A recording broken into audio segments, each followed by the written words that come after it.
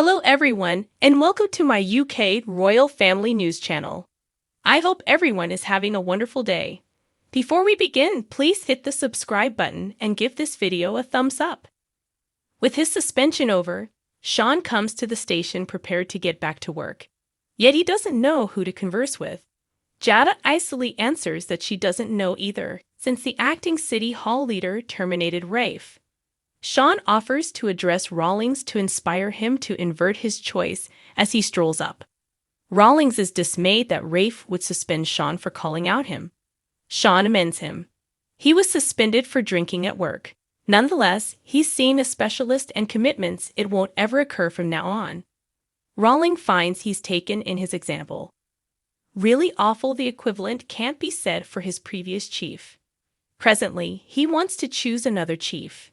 Shawn recommends Rafe return, and Jada backs him up. Rawlings will not know about it. However, he is thinking about an interior recruit. Shawn suggests Jada. However, Rawlings was contemplating Shawn. It's about time they had another Brady sitting in the chief's seat.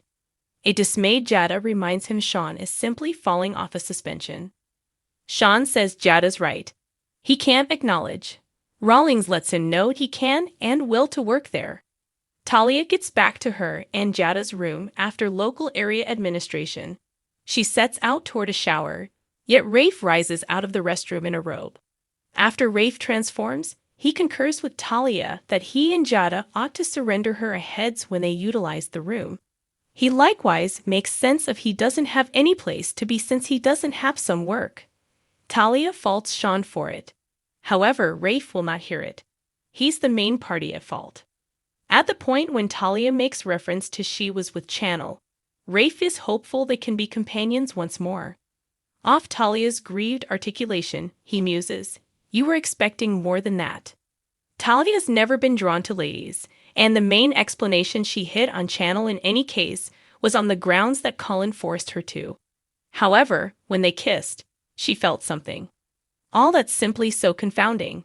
She doesn't have the foggiest idea what's valid and so forth. Channel returns home to Paulina watching Body and Soul in the midst of listing inflatables and Abe's falling invite home sign. Channel asks why she's in her robe around mid-afternoon. Also, where's Abe? He moved out. Paulina says, frowning. Channel is certain he'll return to her. Channel uncovers she invested energy with Talia while attempting to give Paulina and Abe space. She was reminded why she loved her such a great amount in any case and felt an association. Paulina inquires as to whether she's drawn to her. Channel gets a call before she can reply. In the wake of hanging up, Channel furiously transfers that sweet pieces bombed an unexpected well-being review. The acting City Hall leader requested them shut down. Channel realizes this is private. Kayla brings Abe food at home as he watches Body and Soul. He briefly stirs her up with Cassandra from the show, then, at that point, says he trusts he's not forcing. Kayla guarantees him he's family regardless of whether he recalls that them. Abe regrets Paulina, yet he realizes she'd be hanging tight for him to recollect, and everything is simply so muddled in his mind. At the point when he stresses over long-haul impacts, Kayla guarantees him the medication Whitley gave him wasn't whatever might cause extremely durable harm. He's simply so wrecked by every one of the new names and faces. Kayla takes out photograph cheat sheets she had made for him. They giggle together as she tests him on his companions. As Marlena mines Harris at Bayview, a glowering Ava approaches. "Why in blazes are you here?" She spits at Harris. She assumed she disposed of him quite some time in the past and blames him for attempting to drag her back to her old crowd life. Marlena goes for help as Harris demands he doesn't have any acquaintance with her. Ava pushes and hit Harris, calling him Charlie. Marlena gets back with a man in skowers who leaves Ava with a needle. Ava implodes into Harris' arms. The staff part delicately puts Ava in a seat and tells Marlena he'll have an organized return Ava to her room. After he leaves, Marlena thinks something about Harris helped Ava to remember Charlie and set off her episode. He says it seemed like Ava really knew him. Paulina and Channel meet with a smarmy Rawlings outside a shut Sweet Pieces. He makes sense of that all organizations are expected to show the Authority City of Salem sticker, which the pastry kitchen doesn't. Channel demands they were out of them when she recertified. They should send her one. According to there's no other viable option for him, he's shrugging. Paulina calls it crazy, at the point when her better half was city chairman. However, he isn't chairman. Rawlings contributes. Not any longer. While AB might have been glad to take no notice, his organization is fair and square. I make the guidelines in this town now, he conceitedly announces. And that implies the pastry kitchen is shut. Subsequent to tidying up, Talia comes to Marlena's office for her arrangement. At the point when Marlena raises Colin, Talia says she would rather not discuss him. She needs to discuss her affections for Channel. At Bayview, Harris finds a spot at a table locally room. He goes to find Ava scowling at him. Jada gets back to her room, where Rafe watches body and soul. She has news, yet he should prepare himself. In the meantime, at the station, Shawn cautiously enters the official's office. He puffs out his cheeks as he sits at the work area and carefully glances around. Robert Scott Wilson could beguile the petals off of a bloom. However, how about we come out with the plain truth? Warming to his new days of our lives, a just self-image has been testing. Without overemphasizing the point, Alex is disagreeable. What's more, there could be no number of shirtless scenes that will make him unexpectedly appear to be less upsetting.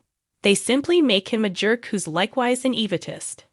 Be that as it may, there is potential for the himbo, an important heritage character who is, it bears referencing once more, is being played by an entertainer sufficiently capable to get us past Ben's stretch as the Thai executioner to transport him and Shira.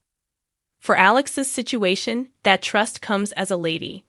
And negative, it isn't Stephanie. He's tormented her enough, for the well-being of Pete Jennings. Two wrongs make a right. The opportunity has arrived for quite a long time of our lives to bring back Claire, who when rearward in Salem was recuperating from her unfortunate relationship with Psycho Charlie and being attracted to single man Ben. Put her down close to Alex one critical night at the Brady Bar.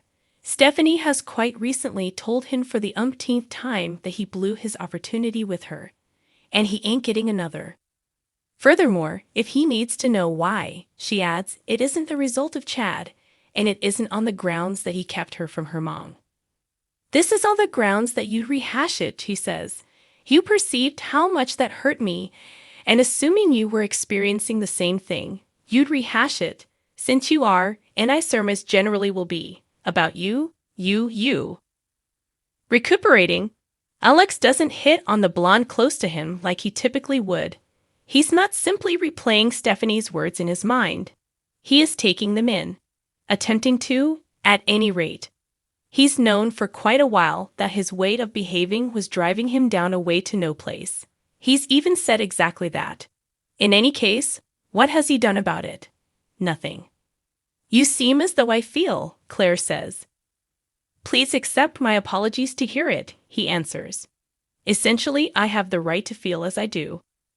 Please accept my apologies to hear that, Claire breaks. How did you respond? What about everything wrong? The advantage of being companions. Throughout the span of one brew, then another, Alex and Claire find that they share a couple of things practically speaking. Principally a past filled with botches that they question they could survive on the off chance that they didn't croak till they were 103. It feels miserable, doesn't it? He concedes. It can, she says. Yet perhaps we don't need to be wastes of time. Consider the possibility that we simply choose to appear as something else. Better. Beginning at this point. You believe it's that simple. I don't think we'll realize except if we attempt, she says. What do you say? You got a superior thought. Better believe it. I have no thoughts, no doubt. Alex concurs. We should try yours out. From that point, the new colleagues start to go about as each other's sounding board. They even beginning a schedule on which they count the quantity of days since they last accomplished something counterproductive or reckless. As days transform into weeks and afterward months, Alex and Claire's kinship escalates. "You're truly really great for me," he tells her. "You're great for me as well," she guarantees him. "Huh. I've never been great for anyone," he understands. "Indeed, even myself. Generally, I'd have messed up something like what we have by attempting to inspire you to have intercourse with me." "Ha," Claire answers. "Normally, I would have previously undermined our relationship. Then, at that point, fired concocting moronic plans to win you back. This may really be the best relationship I've at any point had." Indeed, even as Alex and Claire are having this discussion, they are contemplating whether the explanation that they work is on the grounds that they have remained undauntedly companions, that's it. Or, on the other hand, have they broken their old examples completely enough that they would be able kiss? Try things out. Court disaster. Thanks for watching if you like this video. So please don't forget to subscribe my channel and don't miss any update.